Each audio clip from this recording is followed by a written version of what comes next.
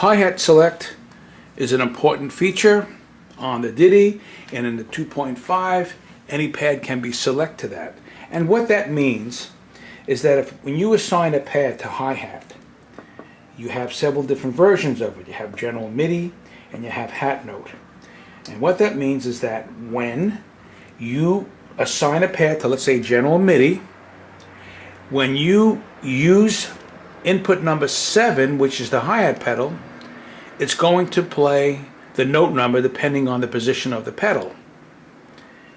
In general MIDI mode, there are really only two positions, and that is open and closed. So that when you hit this and you hit enter, slot number 1 is set to the close, which is 42. When you open up that pedal, your input number 7, it'll play 46, which is the open. Now you can of course change those numbers, those slot numbers, after you hit enter, because it defaults by sending in those 42, 46. Likewise with the hat note. When you hit hat note and you hit enter, it sets up 8 different note numbers. And that means that depending on the position of the pedal, it breaks up that range of the pedal into 8 discrete slots. By default, it uses the gig hat numbers for this, and that it goes from 62 up, 62 to 70. Actually, the numbers aren't exact because there's more than 8 in the gig cat. I think there's 10 or 12. So you can pick the ones you want, but it defaults to 62. And some people don't use any note number. Instead, they use the hi-hat controller. And that means if you're using a program like Tune Track or BFD or Superior Drummer and others, it looks at controller numbers.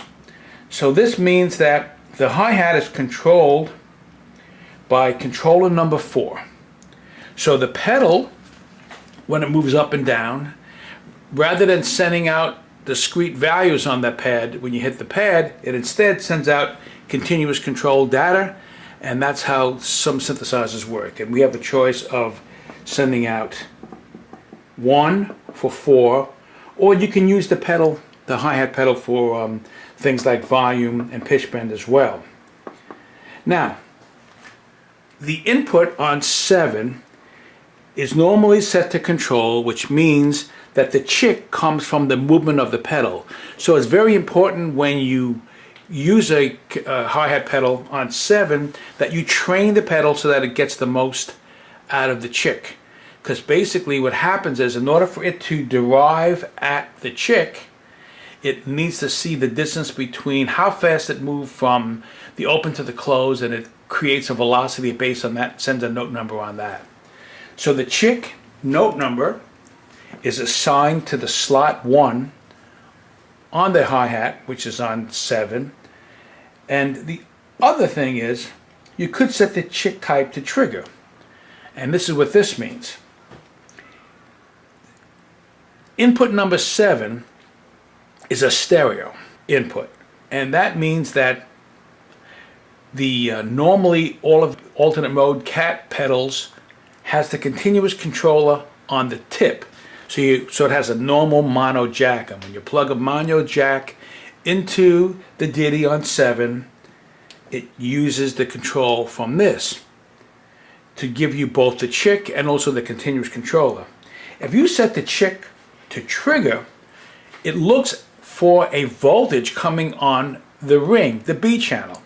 So if you had a drum tech hat pedal, or if you had the original E-hat, there's 2 different inputs. One input that has on the tip the continuous controller, and on the B channel it's looking for a regular trigger, and that's when you do this. But because now we have the E-hat 2 and it works so well, we're able to get both the chick and the continuous controller just from the input, the mono input coming in on that. So that's how the hi-hat works.